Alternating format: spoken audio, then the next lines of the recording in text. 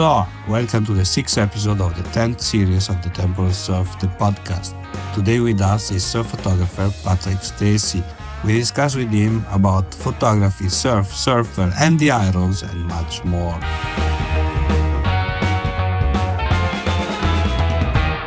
Hi, Patrick. Welcome to the show. Where are you today? I'm in my home in San Juan Capistrano, California.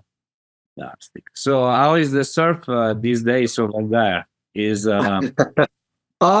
We are just entering into kind of I would say our worst time of the year when like south wind shows up a lot and we get a thing called May gray and June gloom where the marine layer comes in. And so it can be, this time of year can actually kind of be our dreariest time of year. And I have been actually kind of not surfing as much as I should have. I've been busy. My wife and I have a 7 and an 8-year-old, a 7-year-old girl and an 8-year-old boy. And it's been baseball season here and we've been all in on that. And it's been so fun. So I've been, and this isn't often, but I've been kind of neglecting surfing a little bit lately, which is a bad thing. It's like a bad habit.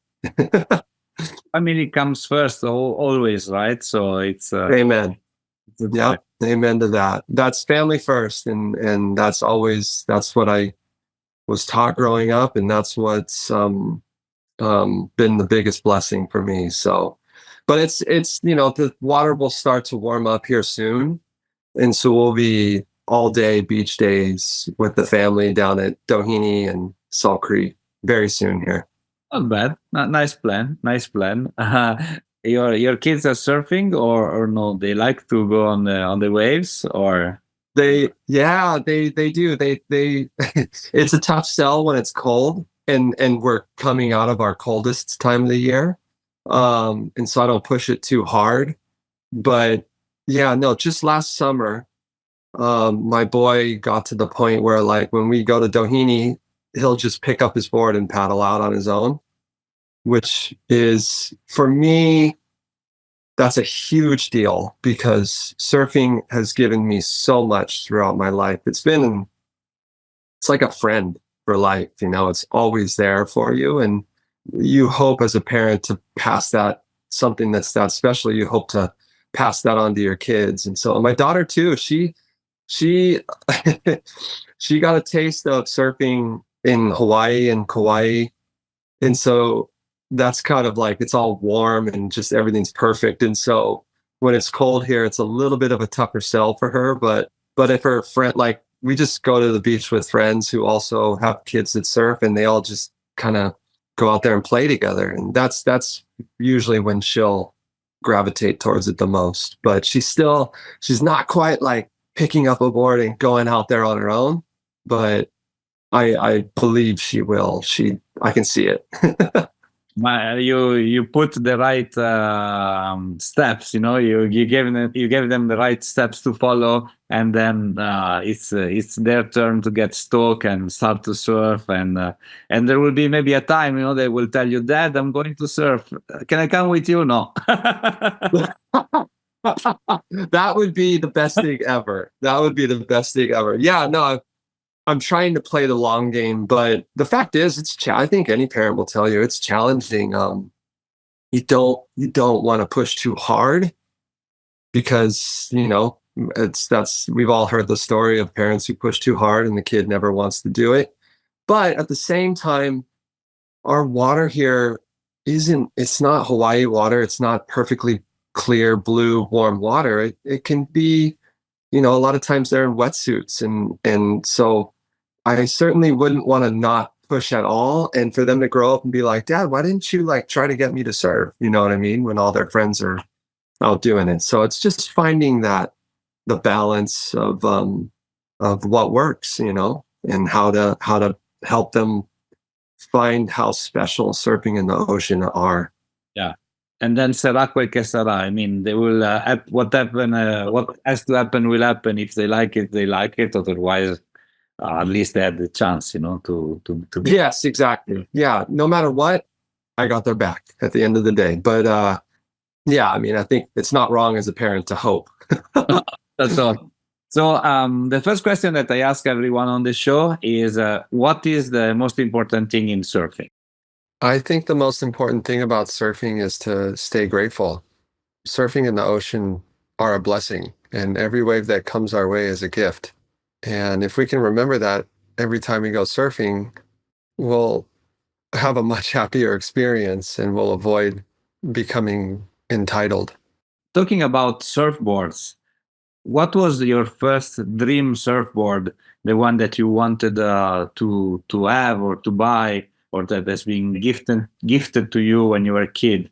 Do you remember that, or is time has passed and memory have vanished? Yeah, I remember my first surfboard was a twin fin midget Smith.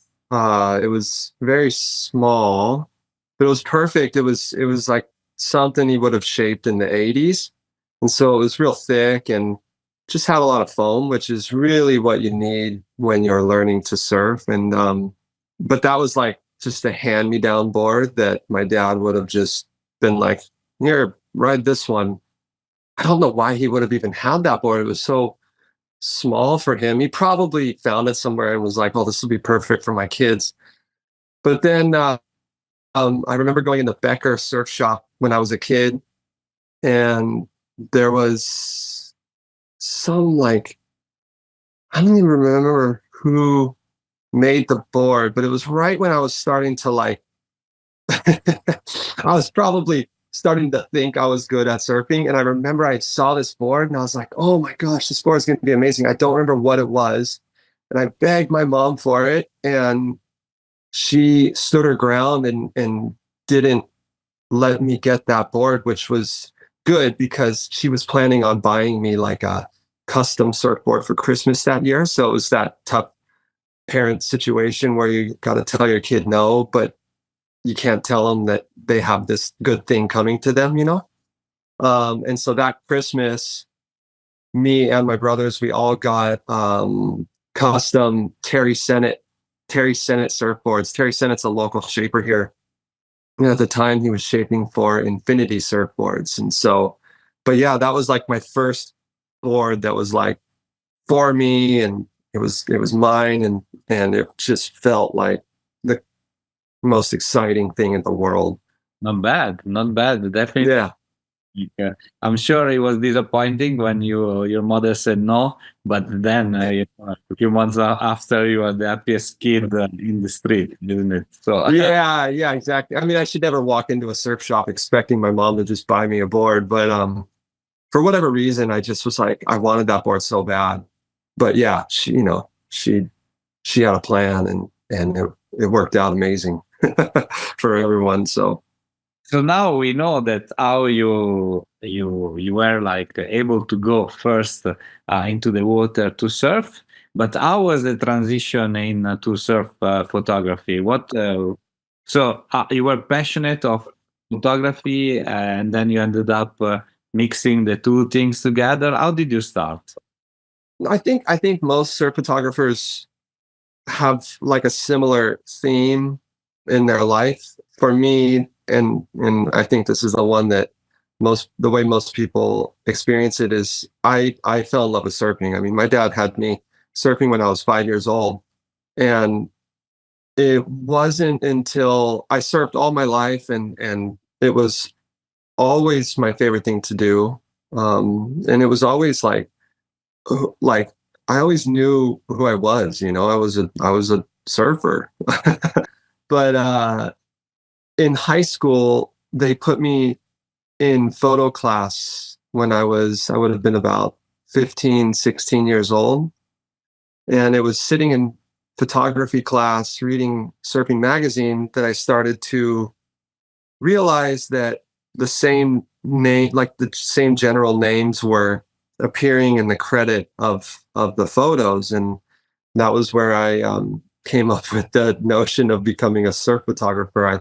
And it was cool. I started to see like, oh, these like Jeff Flint is shooting a lot of photos from the water, and you start realizing like you start recognizing the style that each surf photographer has, and And so, yeah, I was junior in high school, and that was when I decided I wanted to do it, but I had no idea.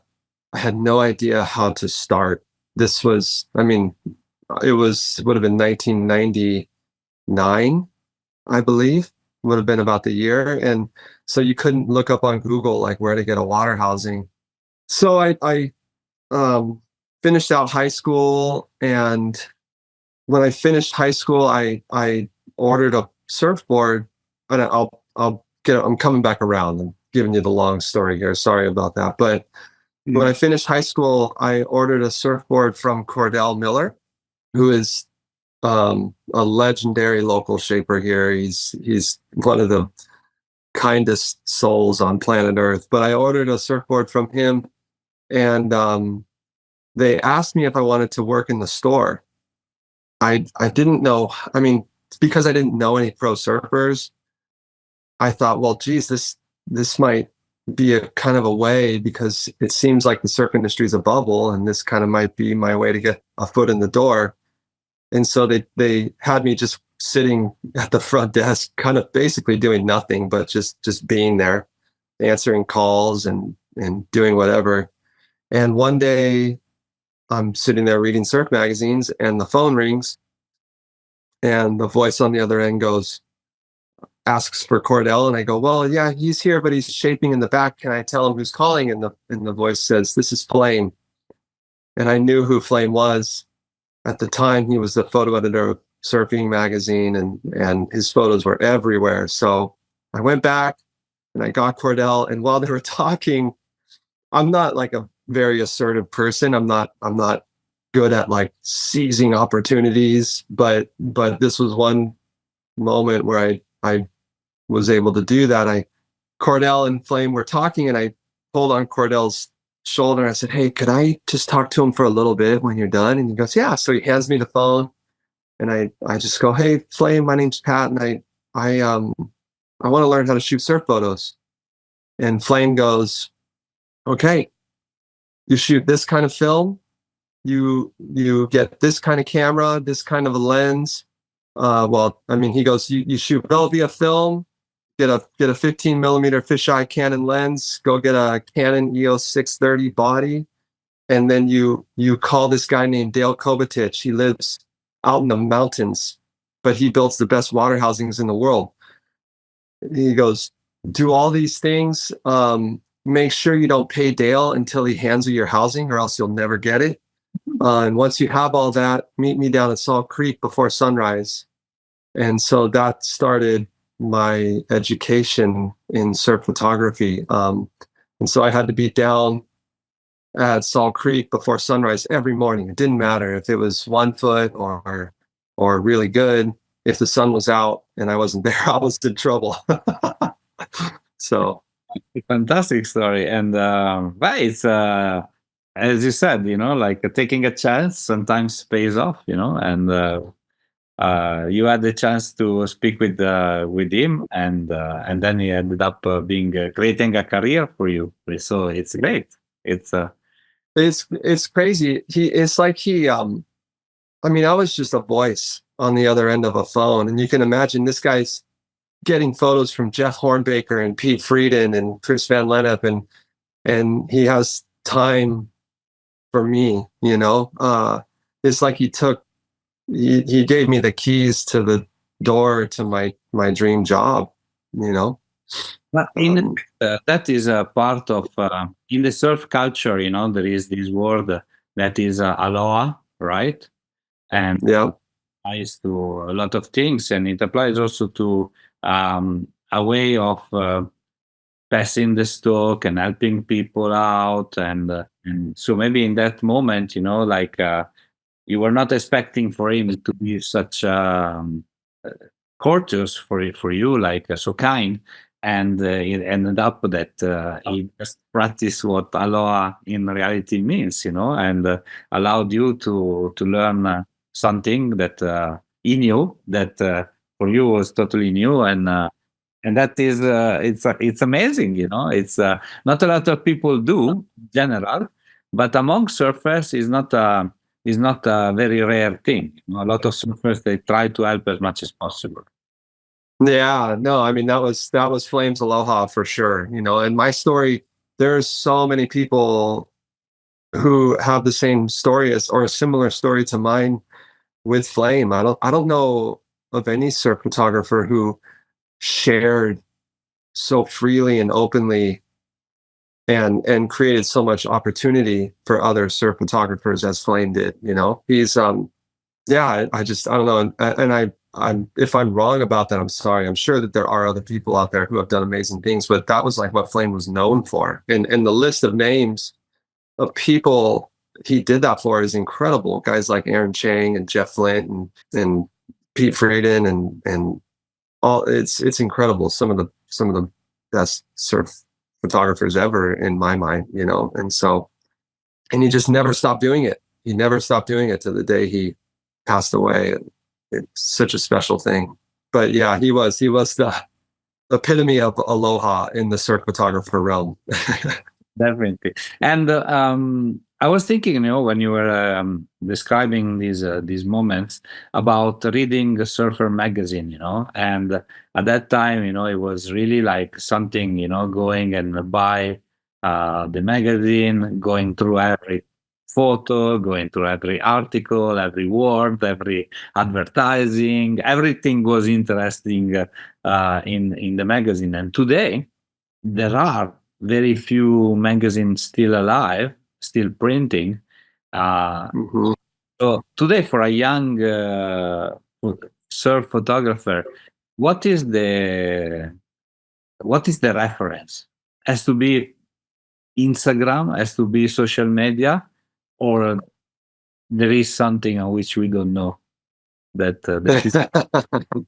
Yeah, it's man, it's tough out there. I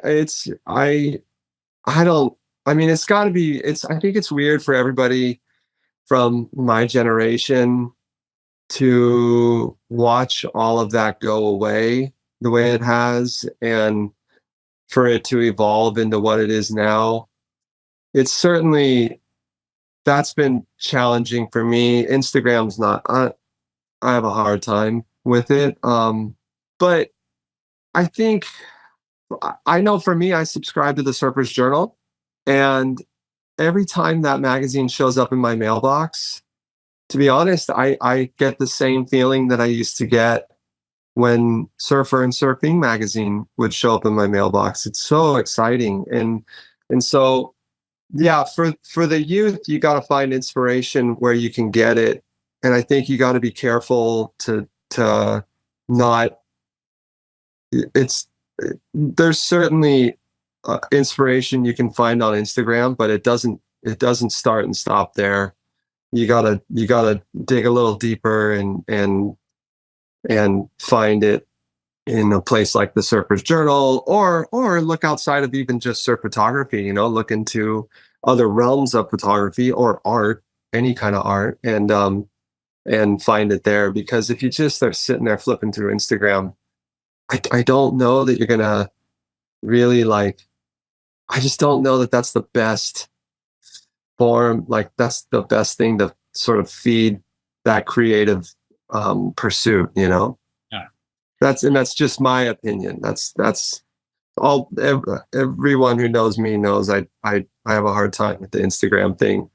But boy, I just feel like the Surfers Journal have done such a good job of being a cultural beacon for surfing and for you know telling stories from the past, present, and with a sort of a sense of what's coming in the future. So Yeah, but I agree with you. You know, like Instagram or social media are overwhelming by definition, and they portray a lot of. If we talk about surf photography, a lot of photos that are done. We don't know by whom or where.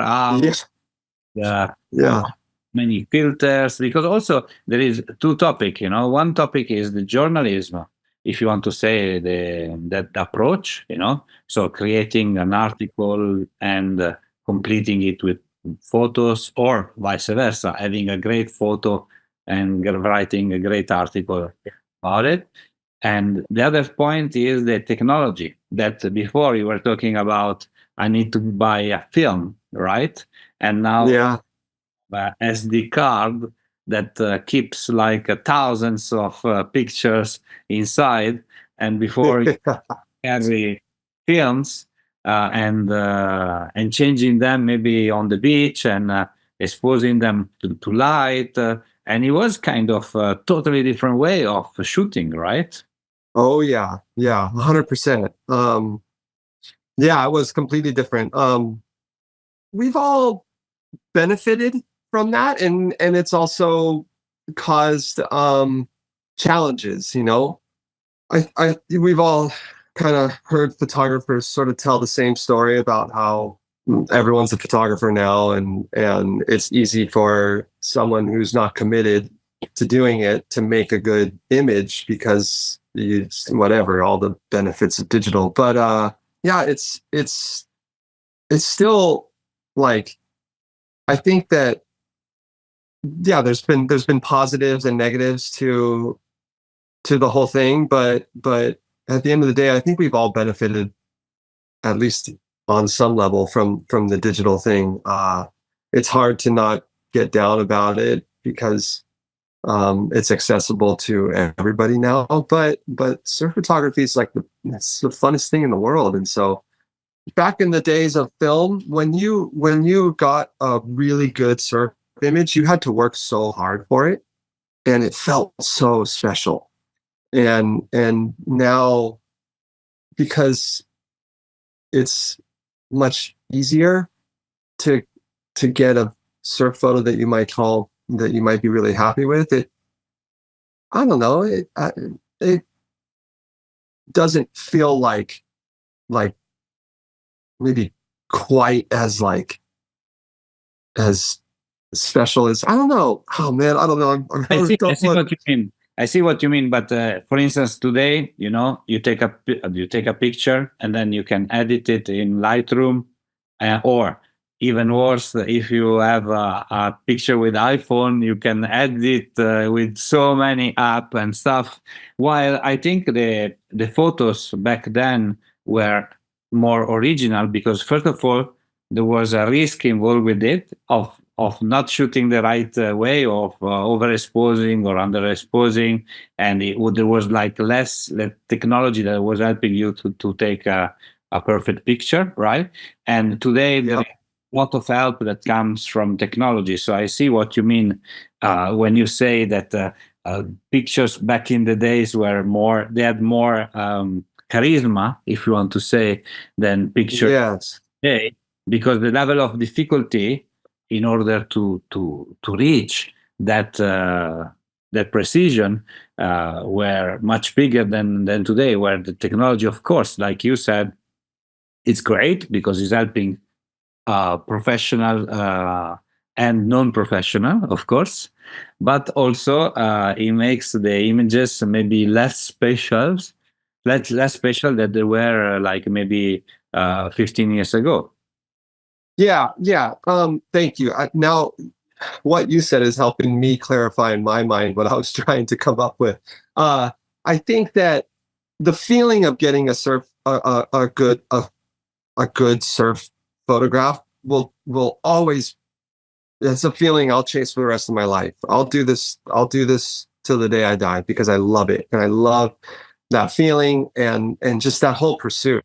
But yeah, it definitely, I mean, obviously it was really hard back in the day. You know, you'd swim out and you had 36 photos on a roll, and you had to be really careful. Like I remember shooting out on the North Shore, when you shoot from the water, or actually anywhere, you know, you shoot anywhere, and you might be in the water, and so changing your role is a big deal. That means you have to go either back to shore or back to the boat to change the role. And a local guy might get a good wave, and you might be in a spot that's like not ideal, and so you don't want to like blast through half the roll, but at the same time that's a local guy, and you got to always, rule of thumb is you always shoot the locals, because you're a visitor and at their spot. And so you got to kind of like, you'd have to be like,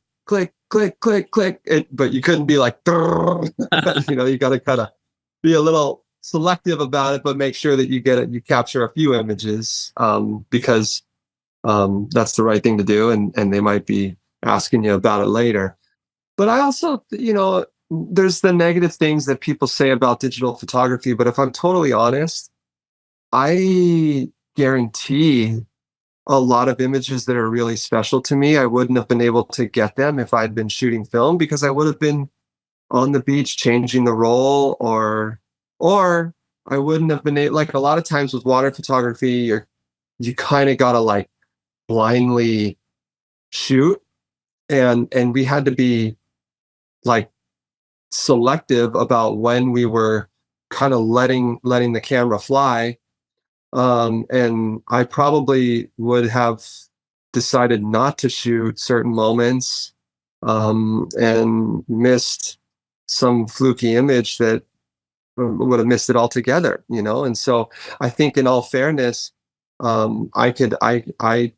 I'm totally honest, I can attribute a good number of photos that are special to me to the freedom of shooting with a digital camera. Yeah, no, definitely, definitely. As I said before, digital camera, of course, help everyone, professional and non-professional, and obviously, we are not against innovation, right? It's Yeah, it's all in what you make it. There's still, you want to go shoot film. There's the film cameras still work. I use mine all the time. So it's all, you do it the way you want to. How important is perspective in surf photography? It's huge. It's huge. I mean, it's kind of everything, and every choice you make makes a huge difference.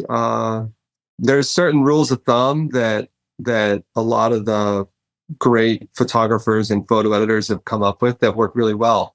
I've heard Pete Terrace say, when the waves are really good, you pull back and shoot wider. And when the waves are really small, or if it's like bad, you shoot as tight as possible, which that general rule seems to, that seems like a general rule that just works. And then if you're shooting airs, you want to be as low as you can get. That helps make, give the look of, gives more height to the surfer and how high they're getting. And then also for me, like, that stuff's great, but for me, it was, water was always has always been the thing I love doing the most. And the higher you can get up into the corner of that barrel, the bigger you'll make the wave look, especially if you're shooting with a fisheye lens. If you can hang up in that top corner pocket of the tube without crumbling the wave on the surfer, that's how you can make a 6-foot wave look like it's 8 or 10 feet, or a 10-foot wave look somehow bigger, So yeah, it makes a big difference. When I look at your Instagram profile, where a lot of your photos are displayed and portrayed there, I see some iconic shoots of Andy Irons. So I know you worked with him for several years, right? I was shooting him, and how is your memory of Andy? If you can. Oh, yeah.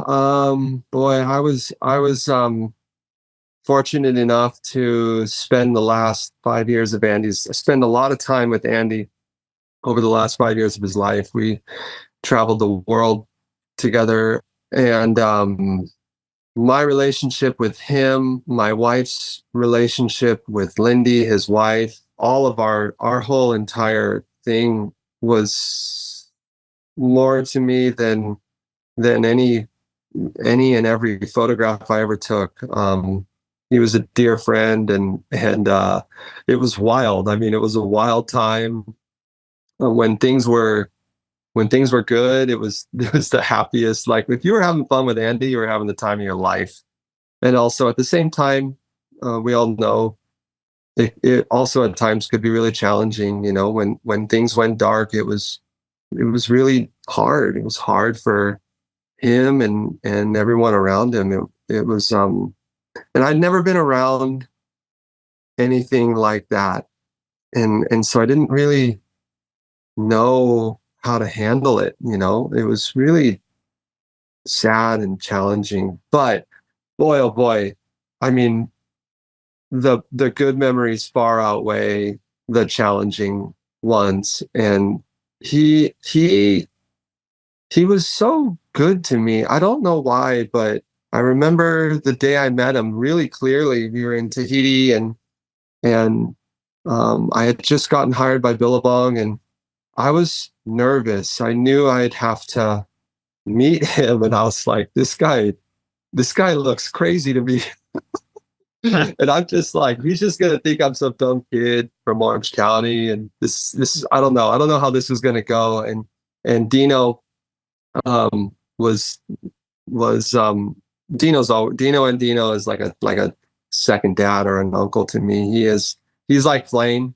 He's just always looked out for me, and sort of like, he has this ability. He'll see people for what they can be, like you know what I mean.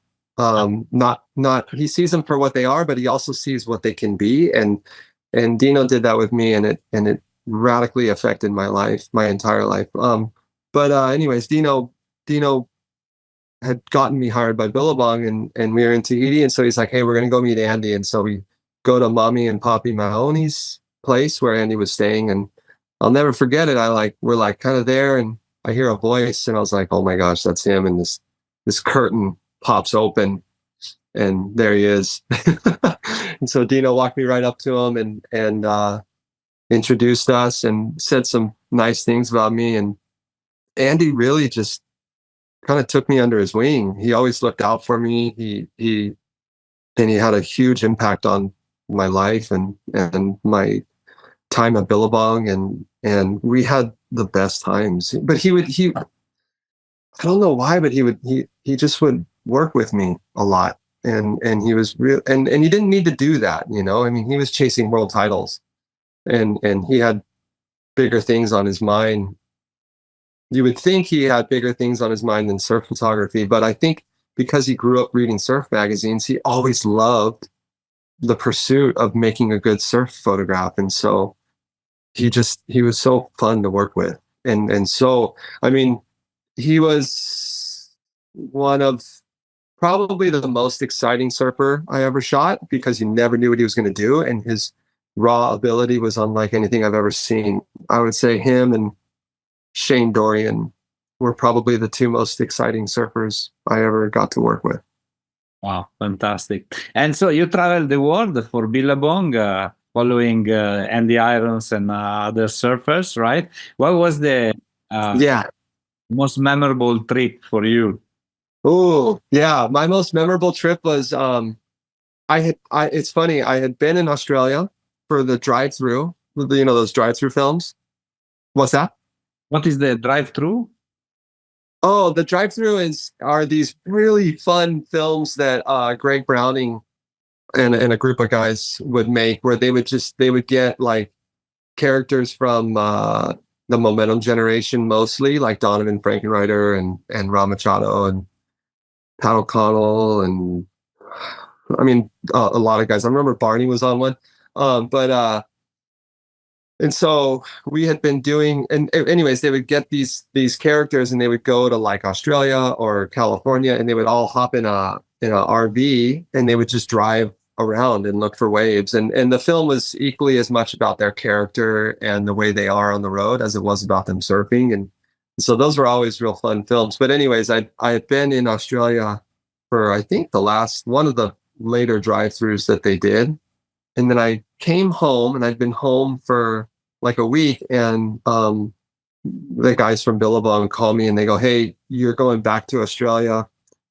There's a swell going to Narraloo, which is in the northwest of Australia.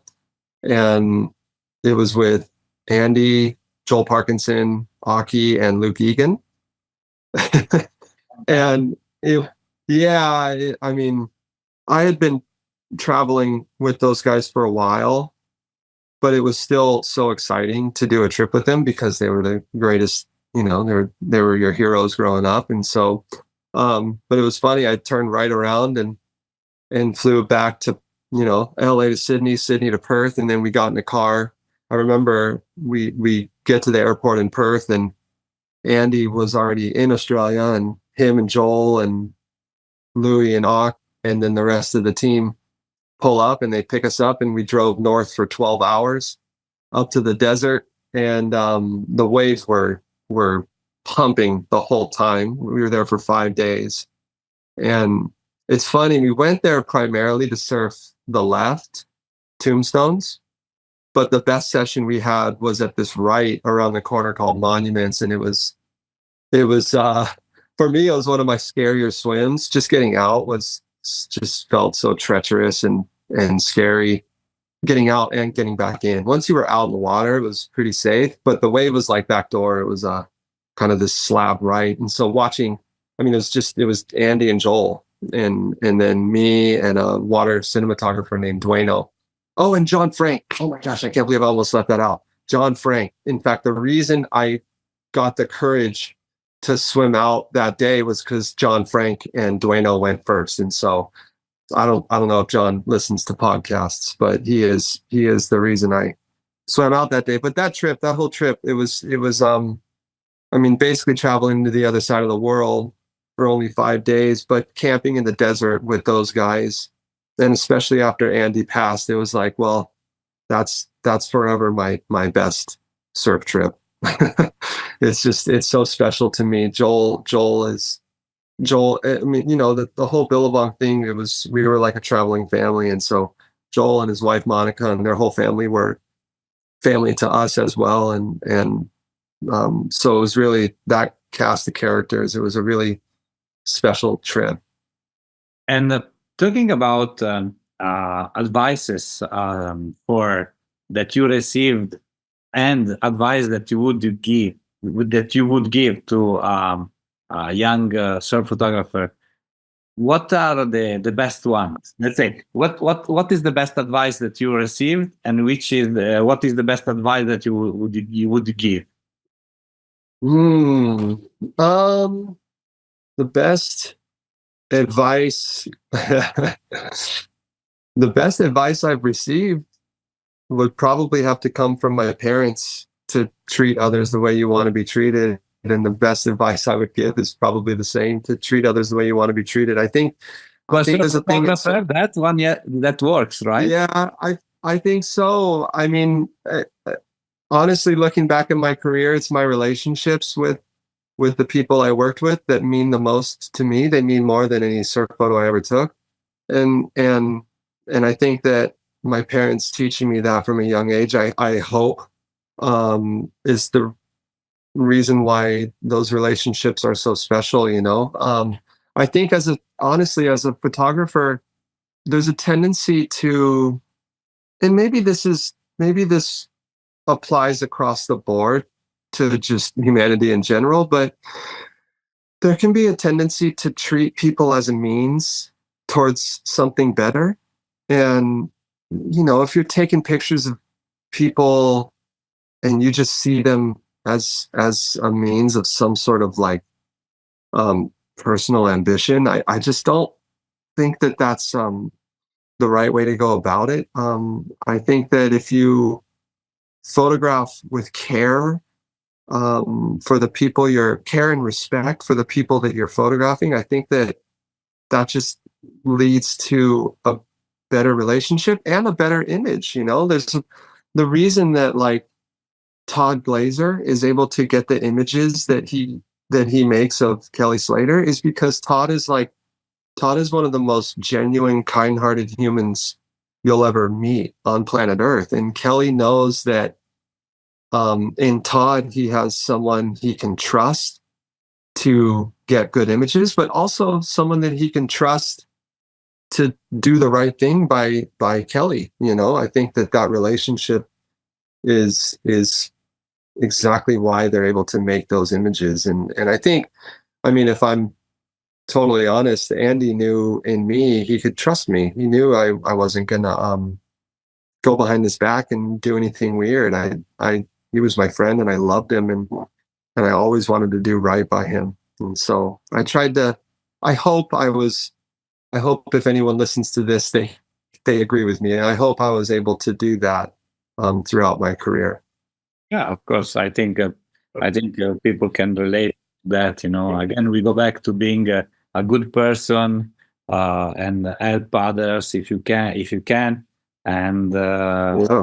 try not to be to see a lucrative, let's say, opportunity in everything you do. Of course, we have to do business, right? We have to provide for the family, but as well, we need to respect whoever. If we work with a surfer, like in your case with Andy or other surf photographers, they need to respect the man behind, the athlete. Yeah, yeah, they're entrusting a lot in you, you know. I never had people trying to take my picture, and I'm sure that like when you're out surfing and you're ripping, that's real fun. But then when someone starts taking a picture of you that you don't want to be taken, that would just feel like such a violation, that's something that and that's another piece of advice that kind of falls in with what I just said. Like I think a lot of photographers would disagree with this, like especially street photographers. Their job is to like photograph humanity, and it's like raw state. But for me, I know what's always worked for me is I don't point a camera at someone unless they're happy that I'm pointing it at them. I if I've ever pointed a camera at someone and I can sense that they're uncomfortable, I just like cringe inside of myself. I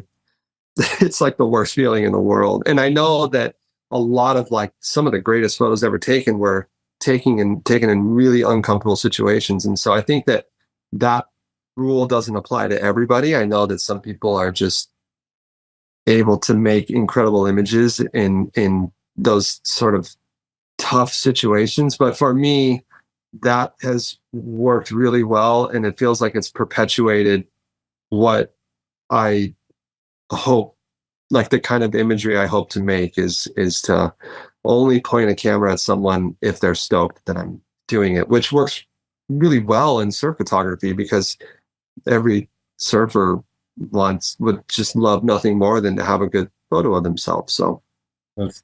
From Hawaii to Australia, from Australia to the current days, so you are one of the few people that were able to experience the Abu Dhabi Surf Ranch number 2.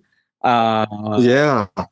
The ranch, of course, is not open yet, so only few people were able to surf those waves. So, what was your experience over there? First of all, with a lot of fantastic world champions, right? How did it go? Yeah. Yeah, it was a incredible cast of characters they had for that opening day. It was such an incredible experience. The surf ranch has been such a blessing to me and my family, and I know that this was a big deal for them.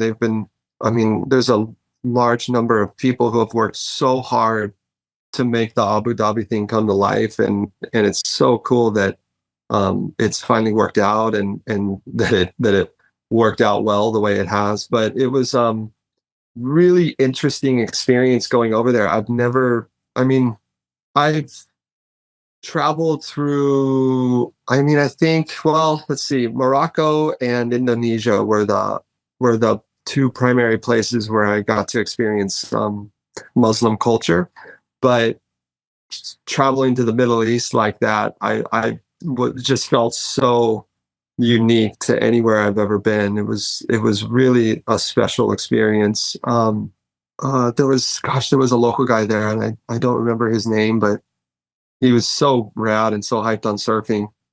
Then they got to give him a couple waves. Gosh dang, I wish I knew his name, but it'll come to me later. But no, it's it was wild. There's this, like, when you think about showing yourself, like if you could rewind 10 years and all of a sudden and show like a video to yourself of this man-made wave breaking with this crazy metropolitan skyrise in the background, it would have just melted my brain. The wave pool thing has been so interesting for surfing and the culture, and to see that land in Abu Dhabi was just so wild and exciting and just cool. And then hopefully it's cool for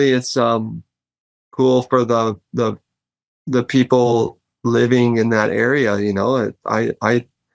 I think surfing is one of the, in fact, in my mind, surfing is the most beautiful thing that humans do. And so hopefully people living in that area get a taste of that, you know. Definitely. And so, looking at your future projects, is there something special you're working on these days, or business? Yeah, my wife and I we're really in the sweet spot of parenting right now with our kids the age they are, and so I'm making a living up at the surf ranch, which, like I said, has been a huge blessing for me. And so we're just kind of keeping things mostly pretty simple. My biggest project right now is just enjoying every second of parenting alongside my wife, and watching our kids become the little people they are. It's just been the greatest joy of my life. I really am so thankful for it. So that's definitely project number one, is to just keep it simple and enjoy these years. But yeah,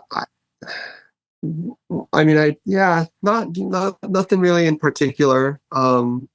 Taking care of the Airbnb when the kids is already something that is keeping you busy all day, and of course, having a job that doesn't oblige you to go from 9 to 6 every day allows you to stay with them more, and to raise them, in a more loving way. So that's opportunity to stay with yeah, them. that's exactly it. I that's why the surf ranch has been such a blessing. I go up there and I work really hard, but when I leave there, once I've edited the photos and sent them off, I don't work. I come home and I'm home. And so I have this quality time with my family that has been so special, and sometimes I'll have a good run of time off, and it allows us to really maybe go on a fun adventure, or just ease into a nice simple life here at home. So yeah, that's been a really special thing. Good. But yeah, as far as Please, as far. this is funny. I feel like I'm like plugging this thing, but last year I bought a print of a painting by John Severson.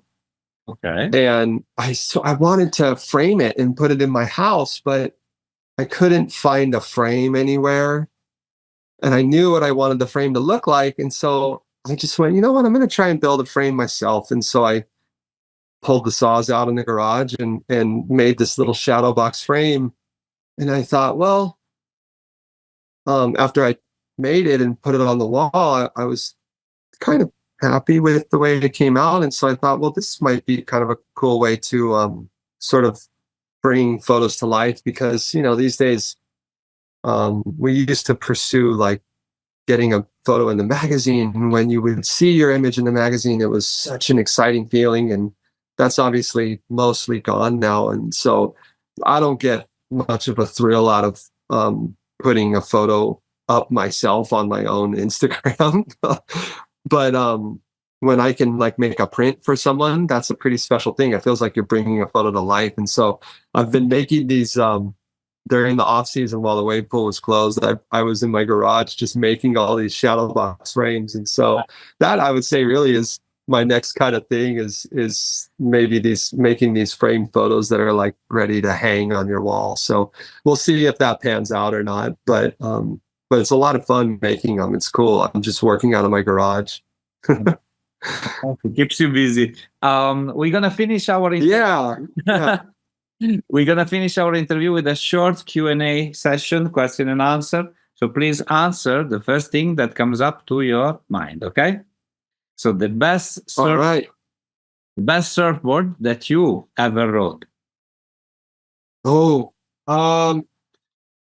my favorite board I've ever ridden is a 6'6" Black Beauty.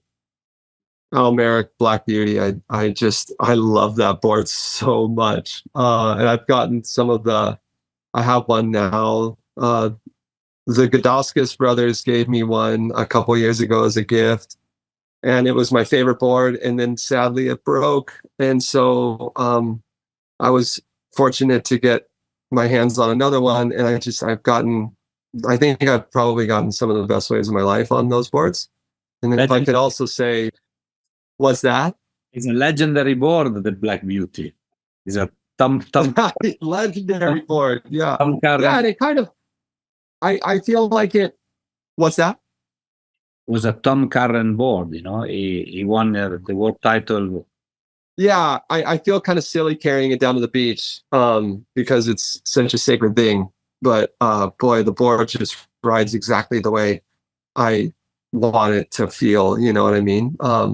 So yeah, that. And then there's also two other boards that are real special to me. I have a Rob Machado Seaside board that just brings me so much joy. It's the funnest day-to-day board ever. And then I have a 10-foot Tyler Warren glider. Those boards, those two boards, those are like more day-to-day boards. The glider when it's small and clean, and then the Seaside, like just regular surfs.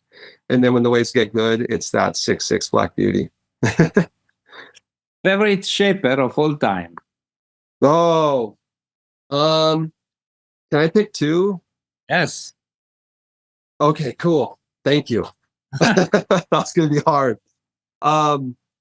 Rob Machado was my hero growing up, and through becoming a surf photographer, I was fortunate enough to work with him, and I've worked with him a lot in the last 5 or so years, and it's been so cool, because you grow up and the hero thing goes away, hopefully. But when you become friends with that person and you find out that they're just an extraordinary person, that's a really special thing. And Rob has just proven to be such a he's the real deal, and he's a gift to surfing.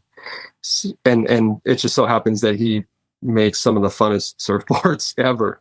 So yeah, I would say Rob. And then there's a local guy about my age that lives here in San Juan Capistrano named Tyler Warren. I'm sure you know who he is, but Tyler also is a dear friend of mine, and he makes phenomenal surfboards, and that 10-foot glider also brings me so much joy. And Tyler's a great friend, and we've had a lot of fun together. So those are my two right there. Amazing. Personal question: your favorite song or kind of music? Oh, I think my favorite song is a classical song called Clair de Lune. Okay. I think most people are familiar with it. I just feel like that song is it's 100 years old, and I don't know who it was, but someone once told me that good art gets better with time. And when you listen to like pop music, like anytime a song is like, oh, this song is catchy, or you like love it the first time you hear it, I'm always really weary of that, because it's like bubblegum, and you know that the taste is going to go away fast. And I just feel like for a song to be 100 years old and be as widely respected as Clair de Lune is, that speaks volumes. But I know for me, personally, every time I listen to that song, it's a beautiful experience. It just never gets old. And so, yeah, I love it. Favorite surf spot? If you There's these, um, that's a funny one. My home surf spot, is certainly one of my favorites. Salt Creek is just over the hill from where I live, and Salt Creek is the wave I call home. It's where I learned how to photograph surfing, and it's actually like the oldest memories of my life are my dad leaving me on the sand there, me and my brother while he goes and surfs. I can still like picture my dad riding the lefts at Mush Point. And so yeah, my oldest memories are and fondest memories are at Salt Creek. And then there's nothing I love more than to take my family there for the day and just post up in the sand and ride a few waves. And then just enjoy playing with my kids there. But then also surf photography has put me in some pretty incredible places and around some pretty incredible waves. I remember back when when they were making the film trilogy, I was just shooting photos. Taylor Steele, I gotta ask Taylor about this because I swear he did this on purpose, but we we went down to the points in Mexico, and this is like before they were on the map. I mean, we went down there about a week before the search event, down at Barra, yeah. and the ocean, like the waves were just pumping for like 10 straight days down there. And I remember arriving at the airport down in Mexico and someone asking Taylor, like, hey, when are the surfers showing up? And Taylor goes, oh, they don't come for 3 days. And he just kind of had this smile on his face. And I swear he like did it on purpose. Like he booked us all to fly down there ahead of the surfers so that we could go and surf because the waves were so good. But we got to surf Barra like as good as it gets for like 3 days before Andy, Joel, and Taj arrived. And so and that, I mean, that had to be the best quality waves I've ever surfed in my life. It was ridiculous. It was phenomenal. So Favorite surfer? Thank you for sharing, by the way. yeah, sorry, that's a long answer to usually a one-word question. Favorite surfer of all time? Can I pick two again? Gosh, oh, that's hard. Can I pick like 20? No, I mean, my time with Andy is priceless, and the things I saw him do in the ocean were so unique and so exciting. And so, yeah, Andy certainly is a favorite. And then also working for Billabong, I got to sort of be on a lot of the be around Shane Dorian while he was like at sort of the peak of when he was surfing big waves, and like the way he would, I mean, it felt like he was raising the bar every like at every spot every year. It was crazy. He just was on such a tear. And some of the things I got to witness him do were, looking back, it's so crazy. And it was crazy then, but it's even crazier now looking back and just at the level that he was operating on. So I would say those two, but then also boy, Joel Parkinson. I mean, there's nothing like watching Joel Parkinson ride a long right point. It is just one of the most beautiful things you'll ever see. Joel and Dave Rostovich. I mean, they are just, gosh, it's crazy. I mean, too many. Yeah, and I'm so, I feel silly, I kind of feel like I'm name dropping, but that's my life experience. I got to witness those guys doing their thing in incredible waves, and I'm so grateful because those are things I'll carry with me for the rest of my life. The last question is a little bit unusual, but during the interview we talk about family and the importance of family. So I like to know from you your best relationship advice. Best relationship advice. Well, my wife and I have chosen to live a life of faith, and we don't know that what we believe is true, but we do know what we believe. And so the Bible has always served as our moral compass on any questions regarding life. But specifically regarding relationships, I think if you spent a lifetime pursuing the words in 1 Corinthians chapter 13, you wouldn't regret it, no matter what you believe. Thank you so much for being with me on the show today. And I look forward to talk to you very soon, or to see you in Abu Dhabi whenever you pass by once again. Oh man, I hope I get to see you in Abu Dhabi, Alessandro. It's been a real honor and a privilege, and thank you for including me in the show here. I hope I didn't ramble too much for you. No, it was amazing. Thank you so much for sharing such magic in legendary moments.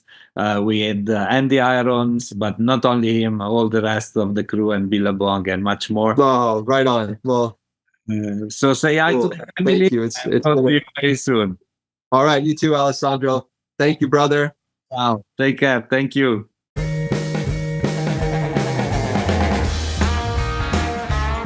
Hi, it's me again. I hope you enjoyed our today's episode. If you want to know more about us, please follow www.thetempleofsurf.com and all our social media.